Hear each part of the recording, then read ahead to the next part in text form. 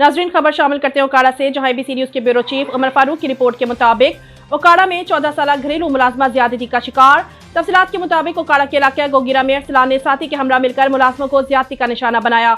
मुतासरा बच्ची की शनाख्त बख्तावर के नाम से हुई। मुतासरा बच्ची का बयान है कि मुलजिम साथी के हमरा बच्ची को अगवा करके 3 रोज तक ज्यादती करता रहा। मुतासरा बच्ची की वालदा का कहना है कि मेरी बेटी 3 साल से मुलजिम अरसलान की वालदा की खिदमत पर मामूर थी।